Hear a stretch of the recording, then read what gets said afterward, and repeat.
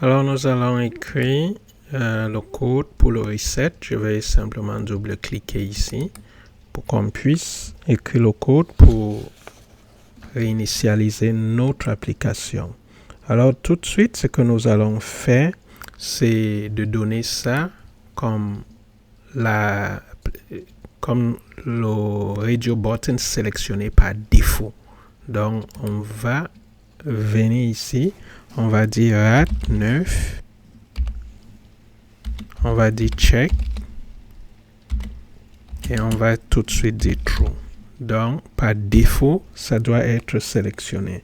La prochaine chose qu'on va faire, c'est de déclarer que le double taux, donc que le taux est égal à double taux 9. Donc, on veut remettre ça comme le taux par défaut. Et la prochaine chose qu'on veut faire, étant donné que nous avons déclaré que ça, c'est ce qui est sélectionné par défaut, alors il faut afficher le taux de ça par défaut. Alors, on va dire LBL, c'est taux. Dans le texte qui sera affiché là-bas, txt est égal, on va aller chercher le taux qu'on a là-bas dans dbl taux et on va lui passer un toString et à l'intérieur du toString, on va s'assurer qu'on lui donne un gentil petit p. Et maintenant, nous allons commencer à nettoyer les choses. Ça, c'est les choses qu'on établit comme défaut. Maintenant, on va commencer à réinitialiser tout. Donc, txt, le coût de l'auto dans le text box, on va aller utiliser clair pour le vider. Alors, la prochaine chose que nous allons faire, c'est txt account. On va également lui donner un gentil petit clair et nous allons procéder avec txt pour le mois.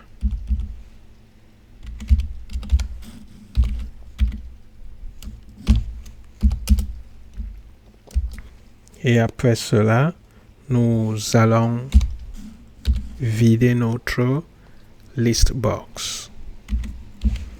On va aller chercher les items. Les items qui se trouvent à l'intérieur de notre list box, nous allons lui demander de clear tous les items.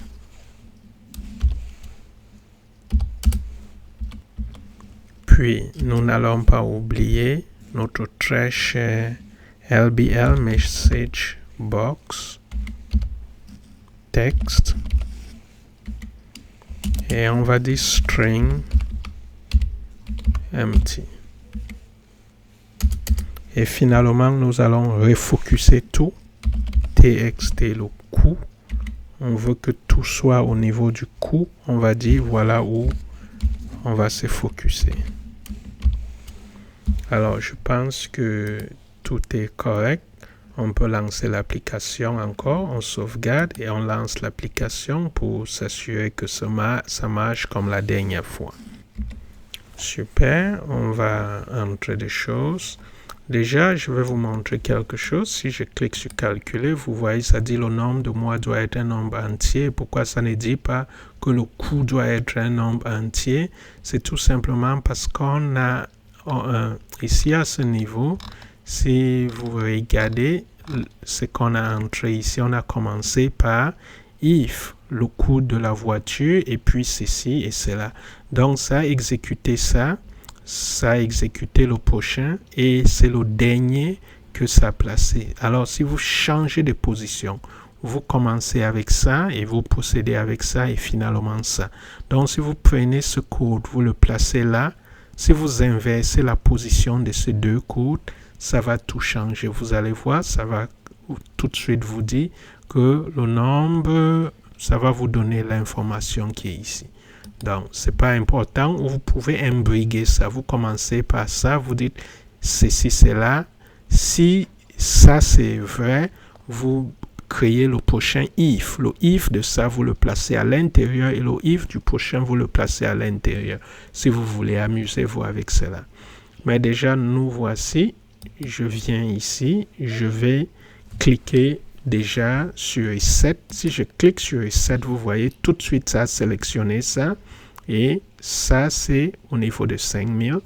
Et le focus est ici. Alors, si je dis peut-être le prix de la voiture, c'est 2000.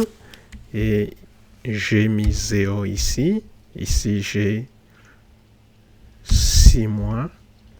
Je dis calculer. Voilà le calcul qui a été fait.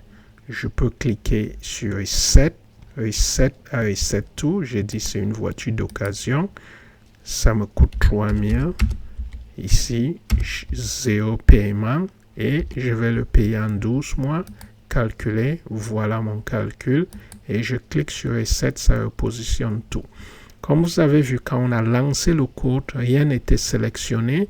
C'est possible d'aller chercher le code dès qu'on lance onload, comme on dit souvent, que ça puisse sélectionner ça automatiquement. On peut le faire, mais on ne va pas le faire dans cette vidéo. Je vous laisse la charge de le faire.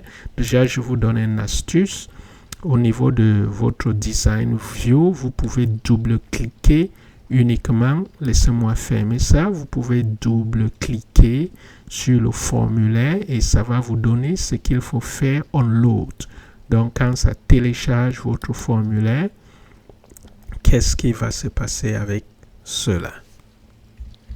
Dans d'autres termes, si je me retrouve ici et je double-clique, par exemple, dans cet espace, si ça va tout simplement me dit form load. Donc, quand ça load, qu'est-ce qu'il faut faire?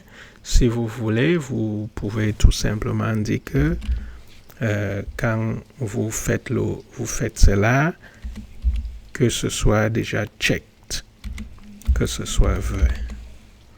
Donc, dès que quelqu'un lance, que ce soit vrai dès le départ et que le focus, donc, ça sera text button, le coût, que ce soit le focus. Donc, vous pouvez également le faire. On va sauvegarder et on va lancer et voir si ça va marcher. Allons-y avec F5. Vous pouvez voir, ça marche comme sur des roulettes. Dès que ça lance, voilà, c'est sélectionné. Notre curseur se trouve à ce niveau et on peut faire le reste. Donc, automatiquement, tout est là. OK. Ayez du fun et on a fini pour cette partie. On va passer dans la partie numéro 5.